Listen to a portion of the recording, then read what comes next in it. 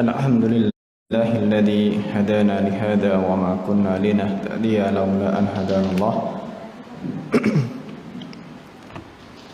وأشهد أن لا إله إلا الله وحده لا شريك له وأشهد أن محمدا عبده ورسوله صلى الله عليه وعلى آله وأصحابه ومن تبعهم بإحسان إلى يوم الدين وسلم تسليما كثيرا أما بعد.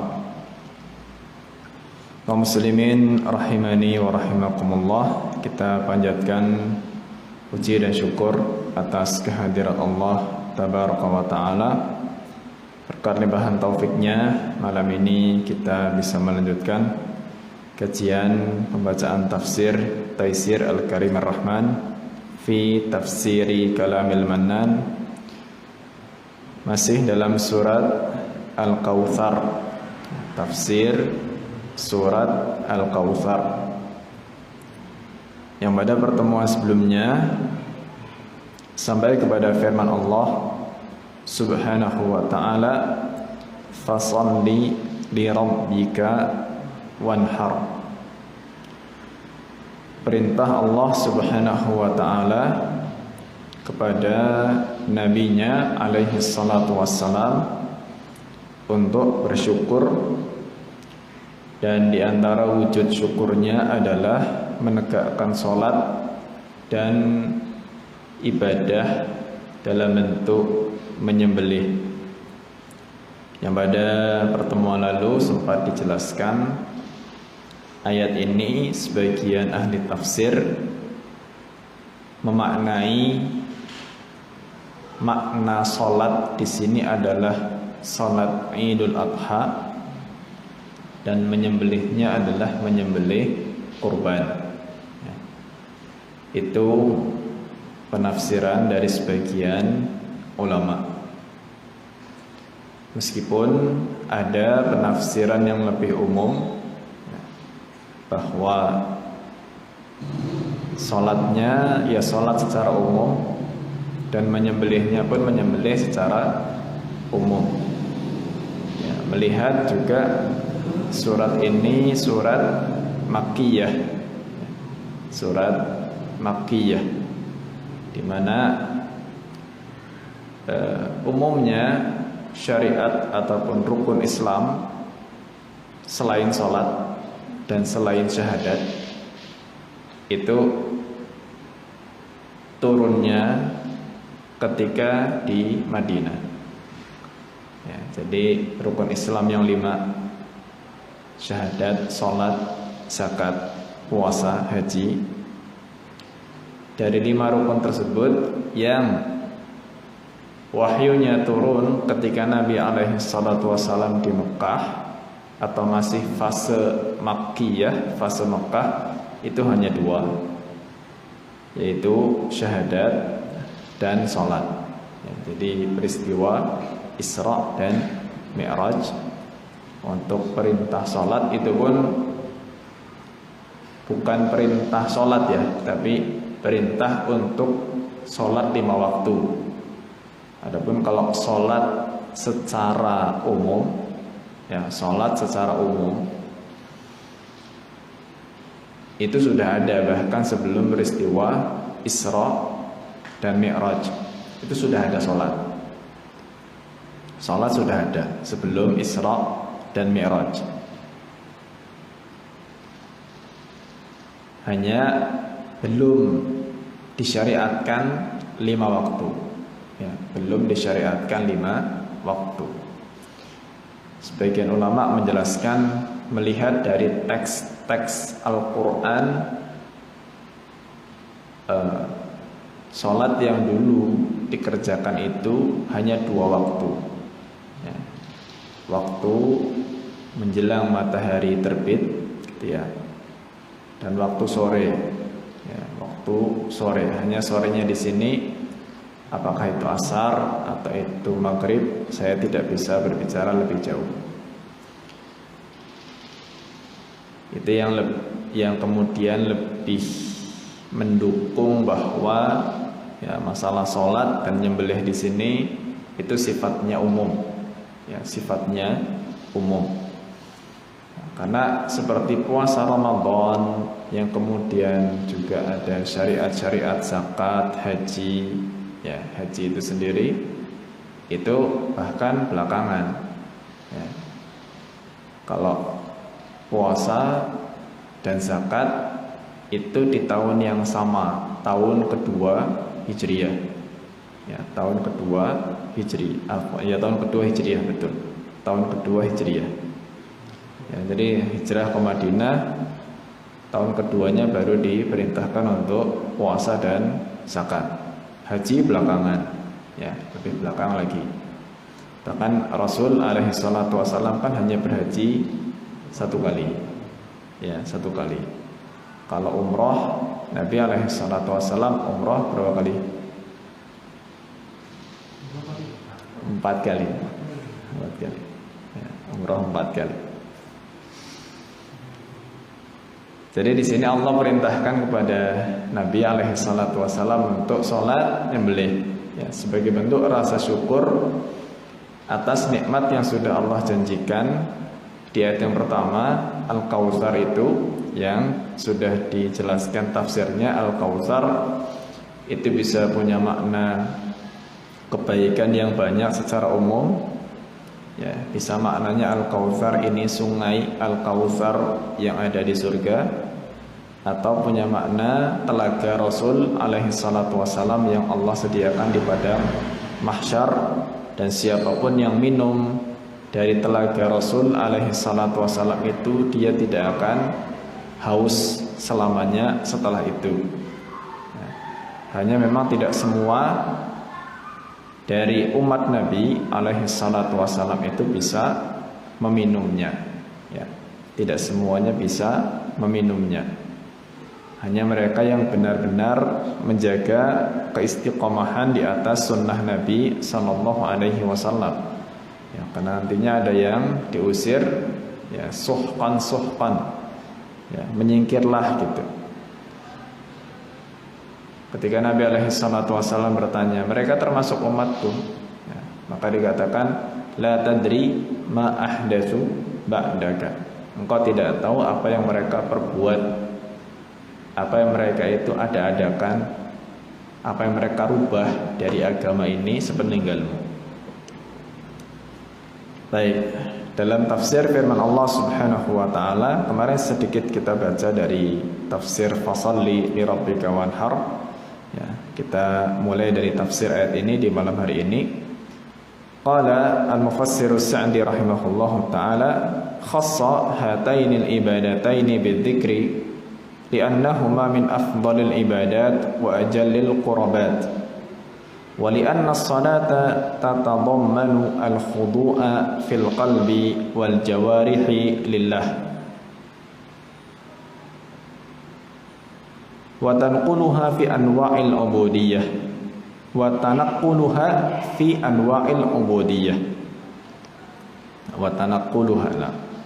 تتضمن الخضوع في القلب والجوارح لله وتنقلها في أنواع العبودية wa fin nahri taqarrubun ila Allah bi afdali ma indal amdi minan nahair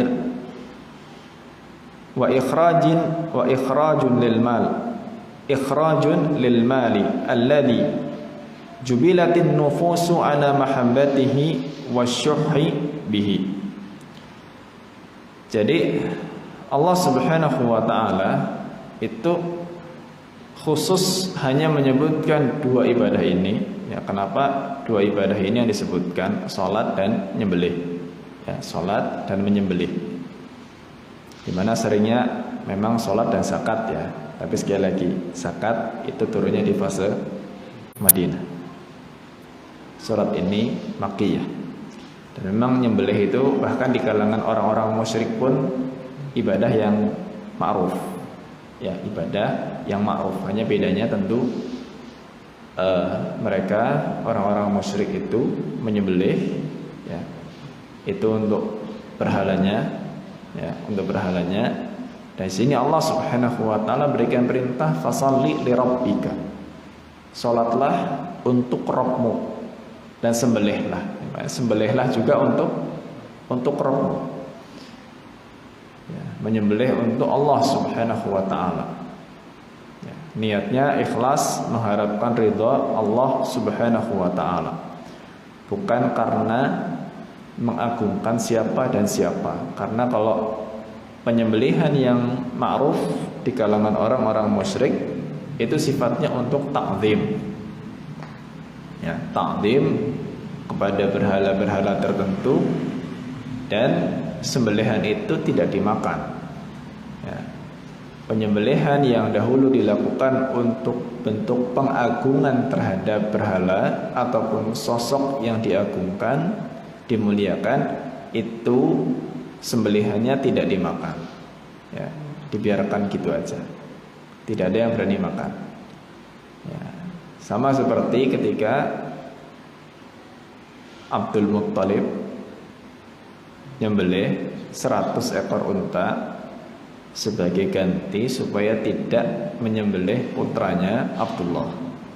100 ekor unta itu jangan dibayangkan disembelih terus dimakan satu kampung, enggak.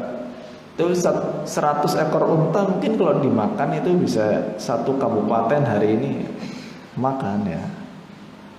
Apalagi unta, bukan sapi lagi, unta ya. Tapi 100 ekor unta itu disembelih aja udah, nggak dimakan ya. Itu penyembelihannya orang-orang jahiliyah seperti itu ya. Tentunya kalau sembelihan dalam Islam ya, bukan sembelihan yang kemudian disia-siakan begitu, memang disembelih memang untuk dimakan. Hanya tinggal ketika menyembelih apakah di situ niatnya. Nah, niatnya memang untuk Allah Subhanahu wa taala dan mengikuti adab dan syarat-syarat penyembelihan atau tidak. Ya, itu masalah sembelihan. Sembelihan ini ibadah yang cukup krusial sebetulnya. Ibadah yang cukup krusial. Ya. Jadi salah dalam adab dan syarat nyembelih saja, itu hewan yang aslinya bisa jadi halal, dagingnya malah jadi haram. Ya, itu seperti itu. Makanya sedikit saya bagi faedah. Meskipun sudah berlalu ya, tapi ini faedah. Sebelum peringatan Natal kemarin, itu kan ada sebagian teman yang ya bertetangga lah ya dengan yang non muslim dan merayakan itu, menanyakan gimana kalau saya dapat kiriman ya, kiriman makanan, tapi dalam rangka peringatan tersebut ya, dalam rangka peringatan tersebut. Baik, kalau pertanyaannya hanya masalah menerima makanan, memang ada khilaf. Ada khilaf. Menerima makanan dalam rangka perayaan non-muslim. Non-muslimnya merayakan hari raya, mereka punya makanan, bagi-bagi sama tetangga yang non-muslim. Bagi-bagi sama tetangga yang muslim juga. Yang non-muslim dibagi, yang muslim juga kebagian. Nah, ada khilaf memang. Ada khilaf. Saya waktu itu sebatas ilmu saya cari fatwa, saya temukan fatwa yang membolehkan, boleh terima.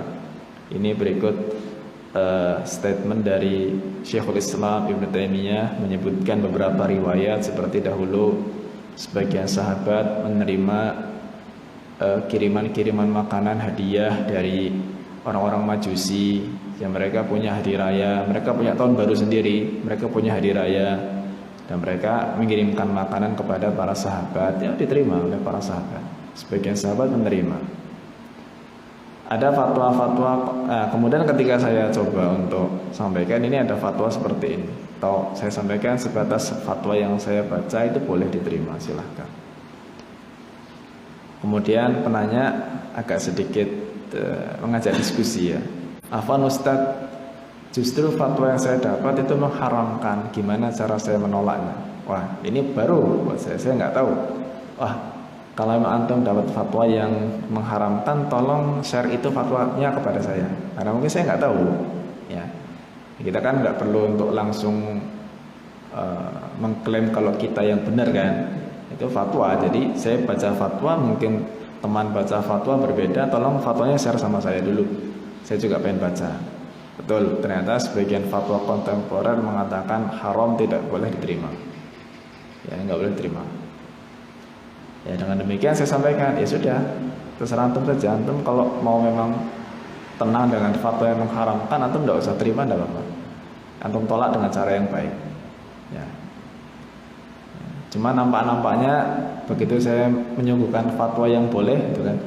Karena penanya juga aneh, kalau gitu kan tolong saya dikirimi fatwa yang membolehkan gitu. Ya sudah. Ini kayak gini gitu. Saya nggak bisa kirim semuanya ya karena bahasa Arab. Jadi saya kutip bagian yang penting, saya terjemahkan dikit seperti ini fatwanya. Sudah. Ini nampak kecenderungannya udah berubah ini. Terus pertanyaan lagi, Ustadz gimana kalau dia agak bertanya gini. Ini kan hari rayanya ahli kitab. Nasrani kan ahli kitab. Dan sembelihan ahli kitab itu kan halal untuk kaum muslimin. Halal untuk kaum muslimin, ya. Wa ta'amuhum halal lakum dalam surat Al-Maidah ayat yang kelima. Makanan-makanan mereka ya, termasuk sembelihannya halal buat kita. Berarti kalau seandainya nanti di dalam kiriman makanan itu ada dagingnya, boleh nggak kita makan? Itu kan pertanyaan lanjutan. Ya, boleh nggak kita makan? Nah, di sini awalnya dia bertanya, Ustadz, bukankah Nasrani itu ahli kitab? Iya, betul. Berarti kita boleh makan sembelihannya ya? Nah, di sini perlu cerdik. Saya sampaikan, iya boleh, asalnya boleh. Tapi Syekhul Islam Ibnu Taimiyah rahimahullah menyampaikan kecuali daging sembelihan yang disembelih untuk hari raya mereka. Ya. Kalau mereka nyembelih di rumah masing-masing, nggak ada kaitan dengan hari raya gitu misalkan, nggak ada masalah. Ya. Tapi ketika ternyata sembelihan itu disembelih, daging itu ya dari sembelihan yang dilakukan dalam rangka memperingati sebuah hari raya mereka, itu tidak boleh. Ya, itu tidak boleh. Karena umumnya halal itu, sembelihan itu dilakukan untuk hal-hal yang memang berbau kemusyrikan, ya, berbau kemaksiatan. Itu sembelihannya. Makanya ibadah yang krusial gitu. Sebuah amalan yang krusial sekali. Pentingnya ya, di satu sisi memang seorang muslim itu perlu untuk memperhatikan masalah-masalah sembelihan, meskipun juga jangan sampai terjatuh kepada sikap yang terlalu berlebihan ya, dalam masalah sembelihan. Ya, berlebihan itu akhirnya dengan daging-daging yang ada di pasar pun akhirnya jadi was-was gitu. Mikir, ini disembelih bismillah apa enggak ya gitu. Yang nyembelih ini jagalnya pakai bismillah apa enggak gitu. Ini akhirnya muncul juga was-was yang berlebihan, akhirnya menjauhi semua daging yang ada, kecuali yang betul-betul nyembelihnya dilihat dengan mata kepala sendiri, membaca bismillah. Ini kelewat batas ya. Karena asalnya daging yang tersebar di negerinya kaum muslimin, daging yang tersebar di negerinya kaum muslimin, apalagi itu disembelih di dalam negeri, itu nggak perlu diragukan, tidak perlu diragukan. Selama mayoritas negeri tersebut adalah kaum muslimin, maka sembelihannya diperhitungkan sebagai sembelihan yang sah untuk kaum muslimin. Ya. Dikecualikan tadi, ya, sembelihan-sembelihan yang memang dilakukan untuk perayaan hari raya non muslim, ya, itu nggak diperbolehkan. Juga sembelihan-sembelihan yang dilakukan oleh selain ahli kitab, ya, selain muslim dan selain ahli kitab. Karena agama itu ada Islam, ada bukan Islam, dan bukan Islam itu dibagi menjadi dua. Ada yang non muslim, ada yang ahli kitab, ada yang wathani. Ya, wathani itu memang mereka penyembah berhala, ya, bukan ahli kitab. Ya, ahli kitab hanya Yahudi dan Nasrani. Allah Subhanahu wa taala, ya, kembali ke tafsir ini, mengkhususkan dua ibadah ini untuk disebutkan dalam ayat atau surat Al-Kautsar karena dua ibadah ini termasuk ibadah yang paling afdal, ya, dan yang paling mulia dari bentuk taqarrub kepada Allah Subhanahu wa taala.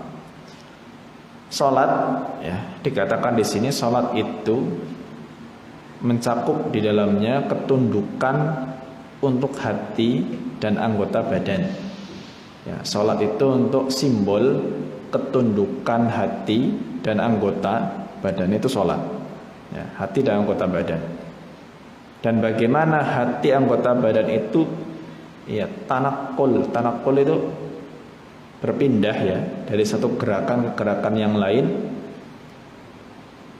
dari bermacam-macam bentuk ibadah. Ya. Ya, jadi gerakan badan ini kan berdiri kan itu ibadah. Ya, berdiri sendiri itu ibadah, ya. Untuk berdiri sendiri itu sudah ibadah. Makanya kan kita dilarang untuk sekedar berdiri hanya untuk mengagungkan orang. Ada orang datang itu kita berdiri untuk mengagungkan. Bedakan, ya, berdiri untuk mengagungkan dengan berdiri untuk menghormati. Beda, ya. Kalau berdiri untuk mengagungkan, itu dalam hatinya tersimpan sebuah kekhawatiran kalau nggak berdiri kualat itu, ya, itu mengagungkan gitu. Kalau menghormati wajar, ya, misalkan contoh, ya, kita lagi duduk nih seperti ini, ada orang yang kita hormati, entah siapa, mungkin ada ustadz siapa datang, atau siapa datang, mau salaman kita sambil duduk kayak gini, duduk, ustadznya berdiri gitu, ya, ustadz suruh bungkuk salaman sama kita, kan kurang sopan, ya. Akhirnya mungkin kita berdiri untuk sekedar bersalaman, yaitu menghormati, nggak apa-apa, ya. Kita tuh nggak sampai berkeyakinan kalau kita tetap duduk nggak berdiri terus kita kualat, itu kan nggak, ya. Hanya untuk menghormati secara kulturnya, ya, kita berdiri, ya. Jadi berdiri sendiri itu bisa menjadi satu bentuk ibadah, ya, berdiri. Rukuk itu ibadah tersendiri, makanya kita pun sebetulnya nggak boleh nunduk-nunduk di hadapan orang lain hanya untuk mengagungkan orang tersebut, ya. Istilahnya inhina, merunduk gitu. Makanya sebagian ulama, ya, kita melihat ketika disalami, ya, disalami, terus yang salaman itu kayak menundukkan badan terlalu berlebihan itu, ya, sebagian tarik tangan, kemudian tidak boleh, menunduk hanya untuk Allah Subhanahu wa taala, ya, menunduk hanya untuk Allah Subhanahu wa taala. Jangan berlebihan untuk menunduk kepada sama manusia, ya. Sujud, ya, kita kan sholatnya gerakannya pindah gitu, berdiri, ruku, sujud gitu kan. Sujud sendiri juga jelas itu peribadahan tersendiri, ya. Maka sholat itu sebuah gambaran untuk ketundukan hati dan anggota badan, ya. Kemudian dalam masalah nyembelih itu bentuk taqarrub kepada Allah Subhanahu wa taala dengan harta yang paling afdol yang dimiliki oleh seorang hamba, ya. Kalau dulu simbol harta itu kan hewan, ya. Simbol harta itu hewan, ya. Kita sebutkan pada pertemuan yang lalu mengapa simbol kenikmatan dunia itu sering diistilahkan dengan onta merah, ya, lebih baik dari onta merah gitu.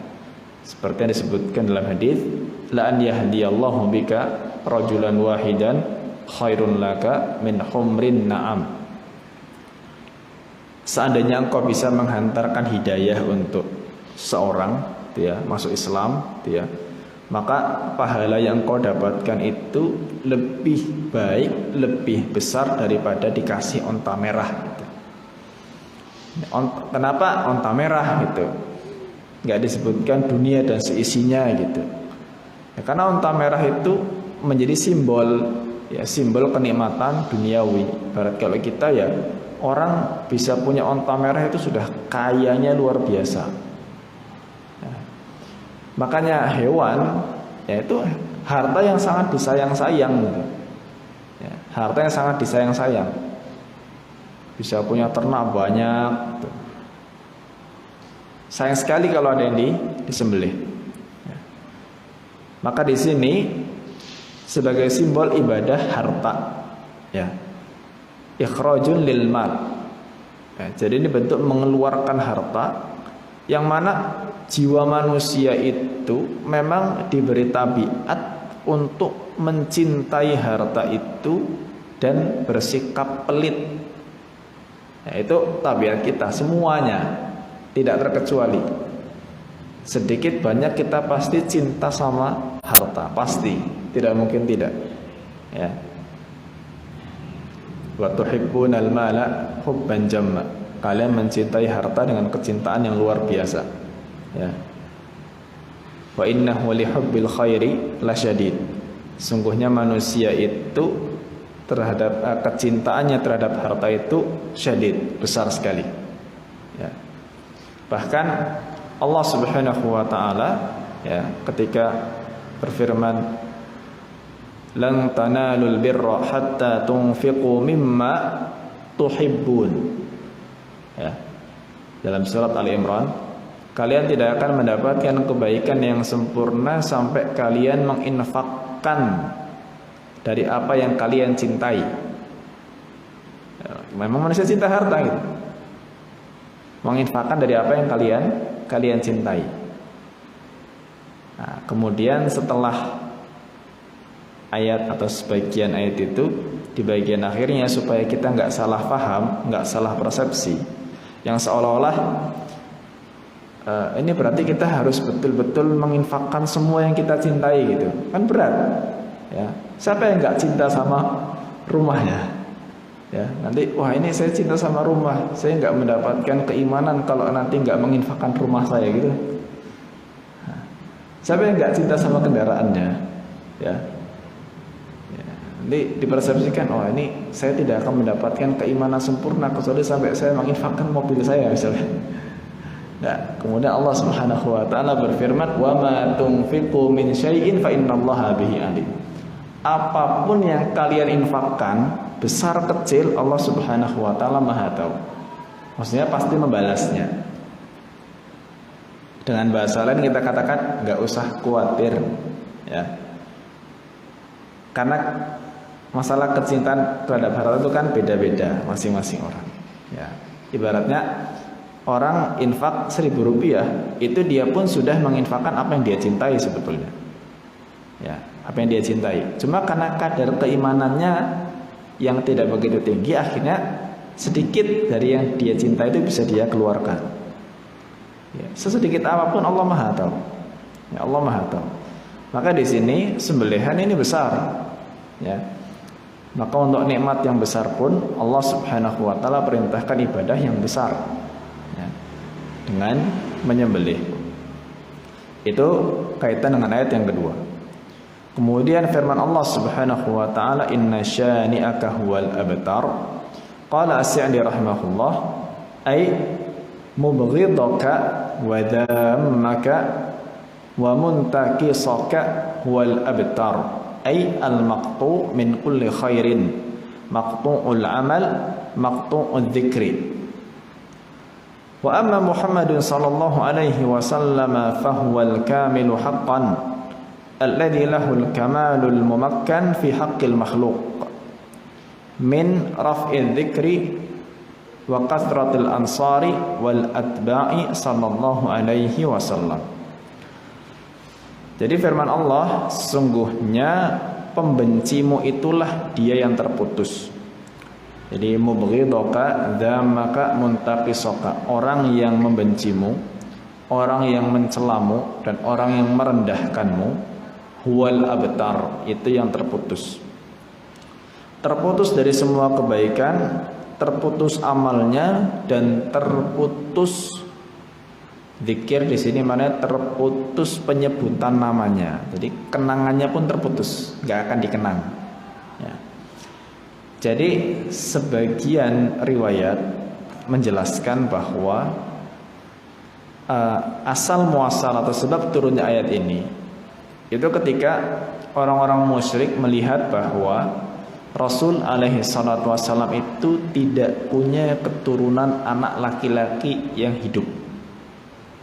Ya, semua putra Nabi sallallahu alaihi wasallam itu wafat, bahkan wafatnya itu di waktu kecilnya, nggak sampai dewasa. Ya, tidak sampai dewasa. Sehingga orang-orang musyrik mengatakan da'uhu fa innahu abtar. Udah, ibaratnya kita nggak usah ngurusi Muhammad lah, gitu. Biar aja dia mau ngomong apa kayak terserah. Toh dia abtar, dia nggak punya keturunan, dia nggak punya penerus. Kalau perempuan kan nggak bisa jadi penerus, penerusnya harus laki-laki. Toh dia nggak punya anak laki-laki, kita nggak usah pusing. Toh nanti kalau dia mati pun siapa yang mau nerusin dakwahnya dia? Nggak ada gitu. Ibaratnya seperti itu. Ya, orang-orang musyrik biarkan aja dia. Ya, nggak usah kita pikirin. Toh dia nggak punya anak laki-laki, nggak akan ada yang teruskan dia. Nah, kemudian Allah Subhanahu wa taala turunkan ini, inna syani'aka huwal abtar. Justru orang-orang yang membenci Nabi alaihi salatu wasallam, mereka itulah yang terputus. Ya. Karena kata abtar itu memang ma'ruf ya, atau umum dimaknai sebagai terputus keturunannya gitu.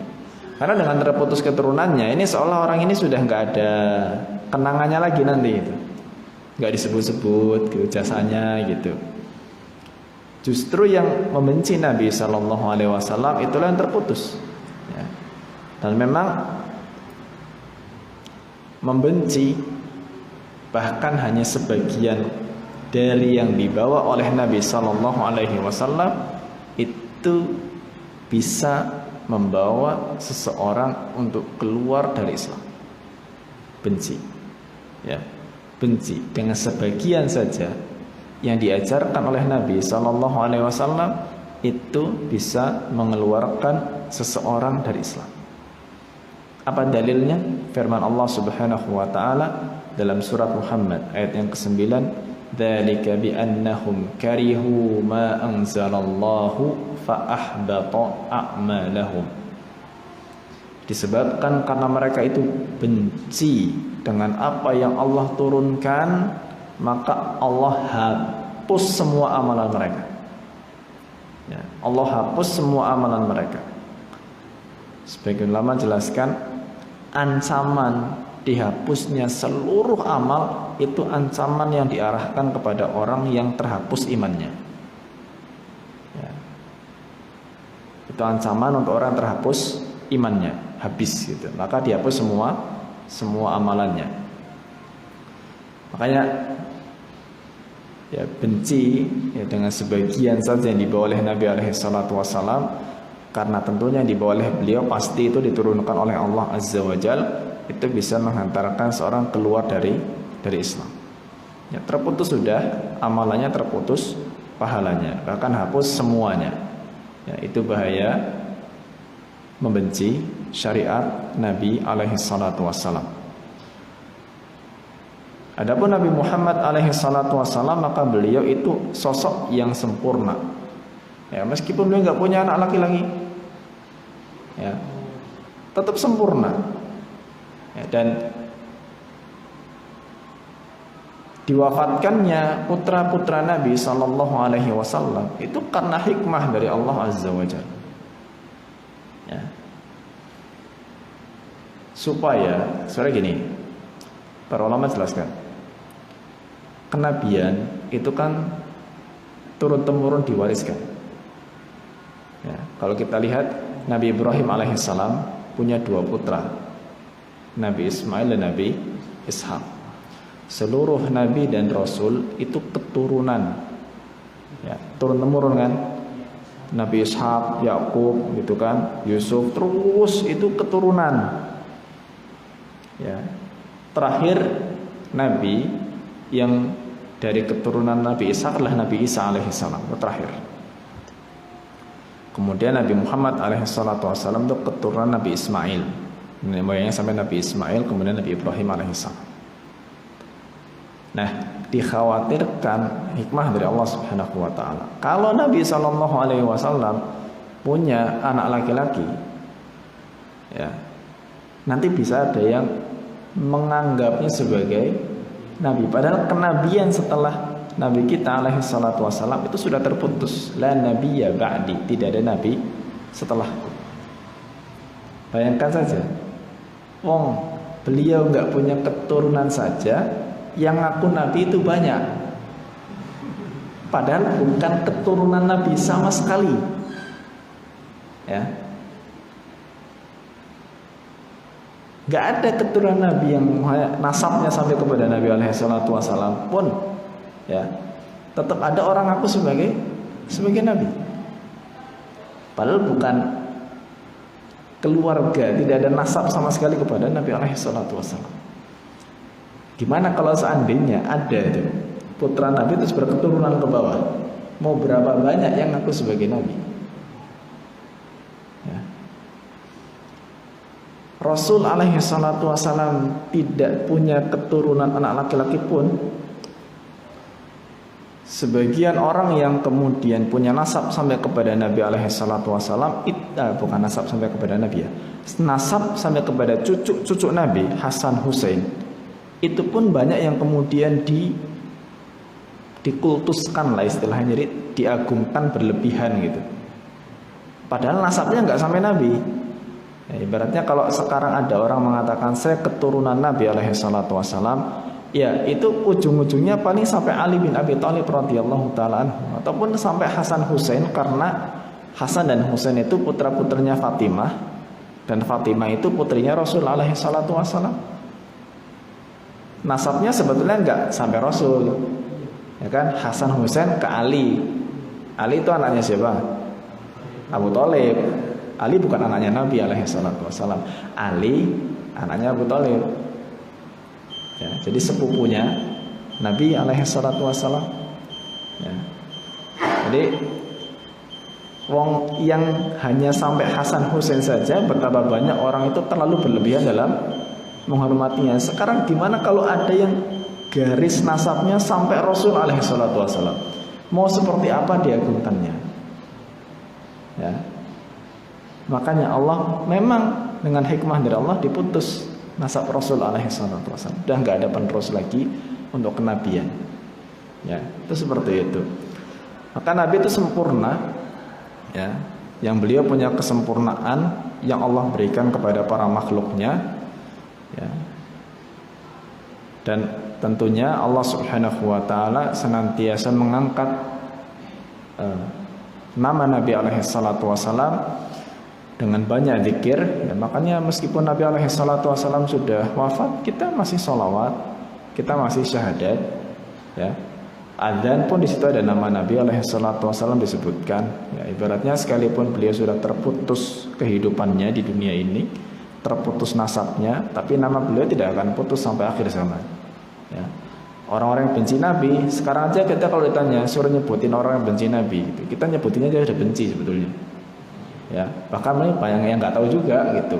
Kalau suruh nyebutin orang-orang musyrik, tulis namanya siapa aja gitu, nggak ngerti juga. Kalaupun ngerti untuk nyebutin aja udah males, ya. Dan Nabi alaihi salatu wasallam pun tetap Allah berikan banyaknya penolong yang selalu memperjuangkan untuk mendakwahkan agama yang beliau ajarkan alaihi salatu wassalam, ya. Ini kiranya dari tafsir surat Al-Kautsar yang bisa dijelaskan dengan mungkin sedikit ringkas dari tafsir As-Sa'di rahimahullahu ta'ala. Baik, insyaallah kita akan lanjutkan untuk tafsir surat berikutnya, surat Al-Ma'un biidznillah ta'ala pada pertemuan mendatang. Semoga Allah mudahkan Banyak kurangnya mohon maaf pada kesempatan malam hari ini. Semoga Allah berkahi dan terima kasih atas perhatiannya. Wassallallahu ala nabiyyina Muhammad wa ala alihi wa sahbihi wa baraka wa sallam. Wa akhiru da'wana alhamdulillahi rabbil alamin. Subhanakallahumma wa bihamdika asyhadu an la ilaha illa anta astaghfiruka wa atubu ilaik. Billahi taufik wal hidayah. Assalamualaikum warahmatullahi wabarakatuh.